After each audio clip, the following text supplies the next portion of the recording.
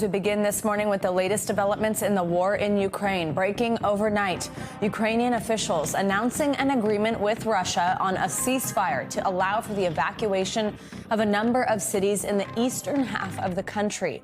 One of those cities is Sumy, which has been under siege by Russian forces for days. Ukraine's Ministry of Internal Affairs says at least 9 people have died, including 2 children. This comes one day after Ukraine rejected Russia's offer of 5 humanitarian corridors, which would have allowed people to leave several major cities. But most of those corridors led to Russia or its close ally, Belarus. Despite this, the flood of refugees out of Ukraine has been nonstop. This morning, a staggering statistic from the UN, 2 million people have now fled the country since the war started. It's the fastest exodus Europe has seen since World War II. For many families, leaving is not an option. Like one mother of a baby born 6 weeks premature spoke with our Lester Holt from a hospital in Lviv. Will you someday tell Anna about the world that she was born into? Of course. She's a child of a war.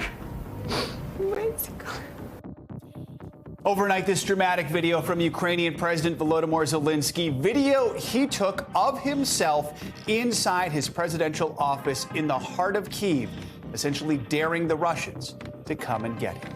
NBC News foreign correspondent Molly Hunter is in western Ukraine and begins our coverage this morning on the start of those humanitarian evacuations. Hi, good morning. That's right. For the 4th day in a row, residents in some of these hardest hit towns and cities in the east of the country are waking up with the hope of a ceasefire, with the hope of possibly getting out today. So all eyes are on Sumy. It is a town in the northeast of the country. It is east of Kyiv. It's north of Kharkiv, right near the Russian border. It was hit incredibly hard overnight. We have information from the Ukrainian Interior Ministry. 21 people were killed, including children. Now, all eyes are on that because that is the only town where the Ukrainians and the Russians have agreed to a humanitarian corridor to evacuate civilians from that town. That route goes from Sumy and it goes south to Poltava. It does not go west to the relative safety of the country where I am. It doesn't even really get people into the center of the country. Now, Russia had proposed 4 additional humanitarian corridors that left other besieged cities in the east of the country. The problem for the Ukrainians is those humanitarian corridors led directly to Belarus or Russia. And for the Ukrainians, that was absolutely not an option. Now, from the Ukrainian side, they are also saying this morning we have information that the Russian side is preparing to violate this corridor. They prepare manipulations with the routes to make people go in a different direction. So we will be watching this first humanitarian corridor, these ICRC buses leaving Sumy very, very closely. We are in touch with the ICRC. The other big question is whether or not, as people go out, humanitarian aid is going in. But the real goal for all of these people, these civilians who are in these besieged towns like Sumy, is to get to the relative safety of the west of the country where we are. Now, we just got new numbers from the UNHCR. 2 million refugees have actually left the country. That doesn't even count all the IDPs, all the internally displaced people who either can't get out of their cities, who have moved to other cities, or who are in Lviv, which is where we are right now. Apparently, according to the mayor, 200,000 people are in Lviv. Not everyone wants to become a refugee. Some people really believe that Ukraine may win this. They may be able to return home, and they are planning to stay here and fight it out. But as that number grows, it becomes more and more unsustainable. All right, Molly, thank you. Let's get more on the situation on the ground this morning in Ukraine. Clint Watts joins us. He's a distinguished research fellow at the Foreign Policy Research Institute and an NBC News national security analyst. Clint, good to have you back with us. We love having you at this board to walk us through everything. So first, let's talk about these evacuations, either underway or being organized in a number of cities this morning. You made a really good point. I heard you just a little bit ago this morning about when those routes were just to Russia or Belarus that could essentially be used as propaganda there. Ukraine shut those down. Walk us through what we know now about the situation surrounding evacuations there and these new corridors. Yeah, that's right. So I'm putting up the proposed Russian corridors just to give you an idea of how ludicrous this was. They do depict the cities that are really under siege. Key ones here, Sumy, Kharkiv, and Mariupol, all 3 of those cities involved in major combat. And this is where you're seeing lots of indirect fire, airstrikes, essentially siege warfare, destruction of infrastructure. These routes were put forth by the Russians. Obviously, no one in Ukraine wants to evacuate to Russia or Belarus. And almost certainly this would be used as some sort of propaganda that Ukrainians are having to flee their home country because they can't be taken care of. This is a classic propaganda line. I think more importantly, what you're seeing is just in terms of the attacks that are going on, these cities to the east have a very different situation from even Kyiv, and that this is a long journey across here to get to the western part of the country. Even if they did, they would probably not have a lot of supplies there. That's why you're seeing the refugee situation pick up. Just like you just mentioned, we were running numbers just since yesterday. Sounds like maybe another 300,000 to 400,000 refugees have moved out as the numbers tick up. So very dire situation here in the east for those that couldn't get out before the invasion started. Absolutely. Clint, let's now talk sort of the state of the fight. So the Pentagon has confirmed that all of Russia's forces committed to the invasion are now inside of Ukraine. We're also learning that Russia has recruited Syrian fighters to join their attacks on Ukraine's more urban areas. But then let's talk about the Ukraine side of this. We saw that incredible video, President Zelensky inside his office in the heart of Kyiv, still safely in Ukrainian control, obviously exposing his location at the same time. I also just heard you mention this morning that Western fighters have really just started to arrive, people who've decided to come to Ukraine to fight for them. What does this all of this say about the state of where Russia is at in trying to capture major cities like Kyiv? I would really like to break it, I think, into three parts. Week one was the Hail Mary, 3 fronts and a coup, trying to topple the country very quickly. Week two has become conventional warfare, essentially assault. And I think week three becomes the sustainment and the slog, and essentially each party, Russia and Ukraine, using its logistics, manpower, food, fuel, and ammunition to try and drive at each other and gain ground. Here in Kyiv, this is, you might have seen clips from Richard Engel. He's in Irpin, which is essentially this area here. Russian forces making some small advances in terms of tanks and mechanized forces, but again, not making massive gains. They don't have the infantry to support, and they're meeting stiff resistance. I think for the Ukrainians, this is a very dangerous time. They're running out of logistics naturally, being on the front lines. Can they stay resupplied? Separately, as we zoom back out, I think you're seeing what happens when you just have mass. Essentially, if you're going to use a conventional force, over time, you're seeing multiple axes of advance here, here, and here. So there are some reports this morning that in western Kyiv, they're actually putting some force out. That would mean they'd be able to essentially surround the city. They could do siege warfare then, like Mariupol. Separately, though, I do want to point out, like, for all the Russian advances, and they are steadily making some advances now, they don't secure their rear areas, and they can't essentially do logistics over time without being weak. And separately, this area here in Kharkiv. Kharkiv is very close to the Russian border. Yesterday, there were reports that in Chuiv, right here, the Ukrainians are taking back land, which would be incredible. At least it's contested. That it's contested at all, that close to the Russian border, really points to the big trouble that I think you're seeing across the country, here in the southwest and the south. While they are taking forces, they're still bypassing cities, and they're leaving the rear area exposed. Very difficult, very hard fought it's going to be in the coming weeks and days. Hey, Clint, you mentioned over in the Far East in Kharkiv that there seemed to be taking back some land. There was also these reports yesterday. Ukraine's Defense Intelligence Agency said that it had killed one of Russia's top generals in fighting outside that city. What do we know about that? Yeah, so reports last night when I was wrapping up were that a general major, essentially what we call a major general named Gerasimov of the 41st, was killed here around Kharkiv. This is a major battle area. For some reason, they're really meeting stiff resistance. They were not prepared for it. They're losing lots of aircraft in this area as well. It would be remarkable for them to lose such a high-ranking individual. Also yesterday, reports of a top general, Air Force general of the Russian Air Force being shot down. We don't know if he was killed, don't know the circumstances, but to have these major figures there, the big difference is when officers are killed versus the enlisted, essentially as shock troops on the ground, very different situation. They do get back home. They do get honored. They do get buried. This is part of their elite professional officer class, whereas the low-ranking soldiers oftentimes, no one knows what ever happened to them. So I think this is interesting to watch because that cannot be hidden back at home. That's going to have dramatic effect on the Russian population. Very good point. Clint Watts, thank you so much. Your expertise and your ability to walk us through this is so appreciated as we kick off this hour. Let's go to Washington now, and NBC News White House correspondent Carol Lee. So, Carol, we now know the U.S. is collecting evidence of possible war crimes and human rights abuses by Russia in Ukraine.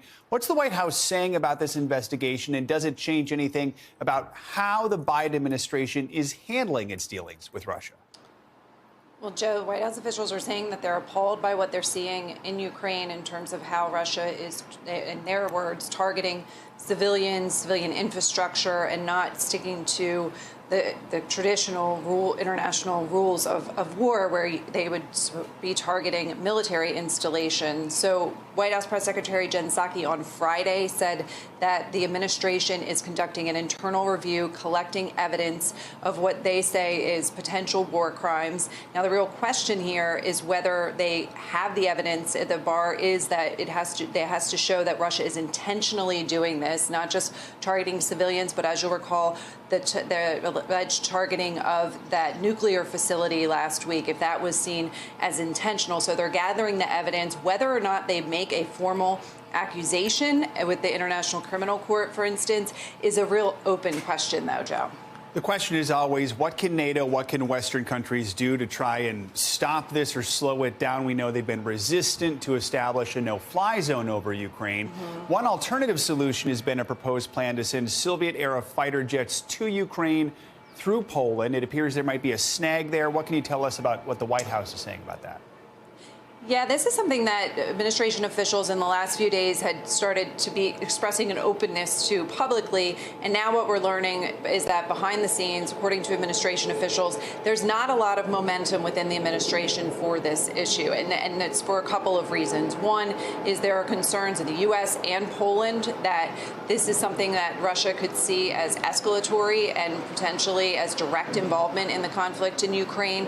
There's also this question of the U.S. would have to replace those Polish planes with F-16s. Officials say there's not a surplus of F-16s in the U.S., and so that's raising real concerns. And then just logistically, how they would get the planes into the hands of Ukrainians.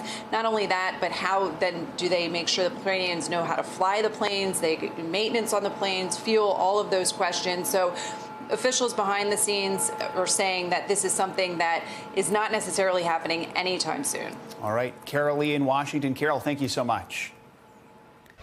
Let's now check in with Z Gaiman. She's a Ukrainian mother of two who we spoke with last week. She's been taking shelter inside a church basement with her children, as you may remember. Z, thank you so much for joining again. First, of course, I just want to ask, how have you been? How have your kids been since we last spoke? Has anything changed with your situation?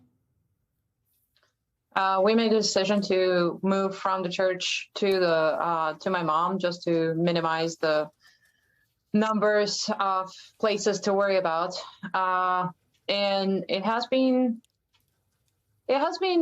different. Kids are starting to catch on that this is not just a fun vacation and holidays and like a spring break. So we need to reestablish the routine. That's the major thing, because all the routines were lost.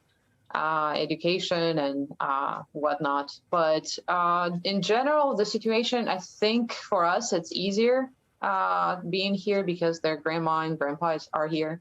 And also Noah's bunker, because we've got 2 cats and a rat that we just collected from. The rat is our friends. We have our cat, and there's also mom's cat. So Noah's bunker. It's an interesting experience. Oh, that's a sweet name, and I'm happy to hear a little bit of a restoration of normality being with Grandma and Grandpa. What was the journey like there? How far was it for you to go from the church basement to your mom's house? Did it feel dangerous when you were on that route, and how does it feel outside of the home now?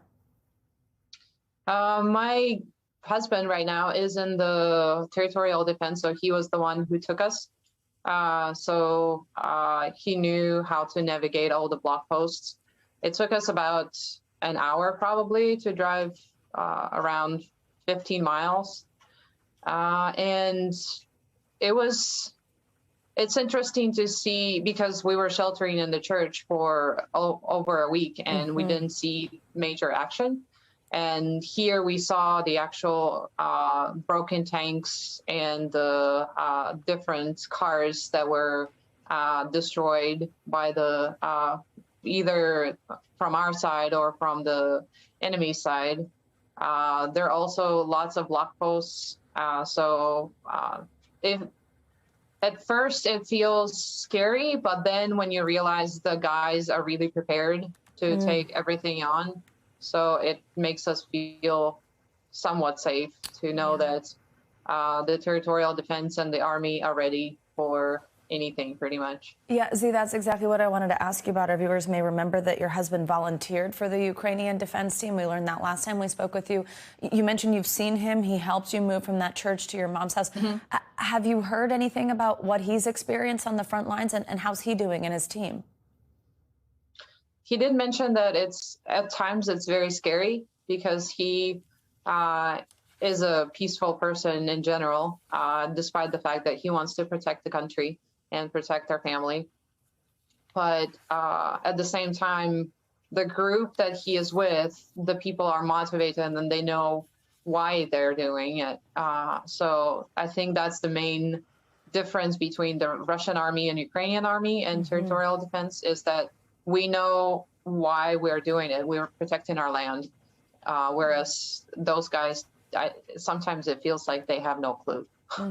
Yeah, we have heard quite a few reports of that, actually. Z. Guyman, thank you so much. We are thinking of you. We will continue to check in with you. We're thinking of your kids as well, all of you there in Noah's bunker. Thank you so much for joining us. Stay safe. Thank you. The Ukrainian exodus is showing no signs of letting up. UN officials say 2 million people have already fled the country, making it the fastest growing refugee crisis in Europe since World War II. Since Ukraine has barred fighting-age men from leaving, women and children make up most of that number. Poland is seeing the most traffic. The border guard there says Poland has accepted 1.2 million refugees so far, including 140,000 people yesterday alone. NBC News senior national correspondent Jay Gray joins us now from one of those busy border crossings in Poland. So, Jay, set the scene. What are you seeing today? Yeah. Joe, it's overwhelming, the amount of people who continue to pour in here. We're at the Medyka crossing. This basically the crossroads between war in Ukraine and safety here in Poland. Take a look.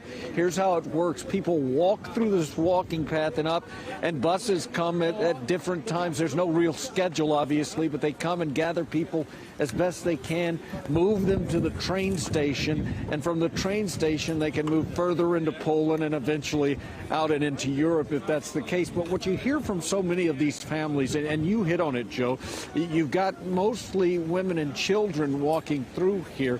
They've gathered what they can. They've come to safety here.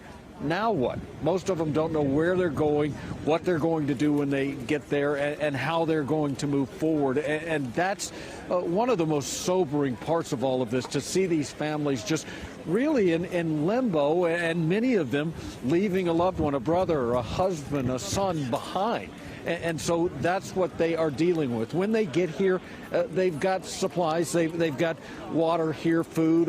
You can grab blankets, jackets, shoes, and many are taking advantage of that. They need these things. They weren't able to bring all of the things that they have. But again, it's just a frantic move to try and save their children, and then moving forward how to do that. And that's something that not only these families are dealing with, but the organizers of these types of crossings and the volunteers that show up, all trying to find ways to answer those questions.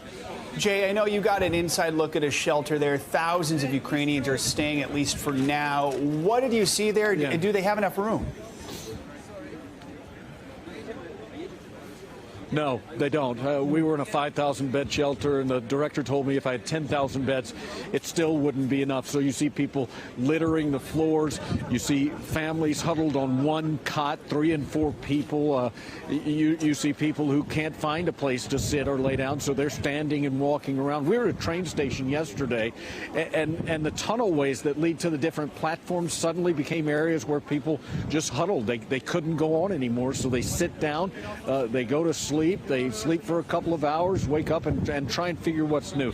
It's not going to be pretty television, Joe, but I want to spin around if we can, Carlos, and Carlos behind the camera here, and just show you this walking path and what's happening here. This is the path where people are physically walking from Poland from the Ukraine here into Poland. And you can see there are just waves of people continuing to come through. And again, this isn't a pretty television, but this isn't a pretty situation either. And so I want to make sure you get the sense of how this thing works. It's just a gauntlet of families walking through and grabbing what they can and moving forward.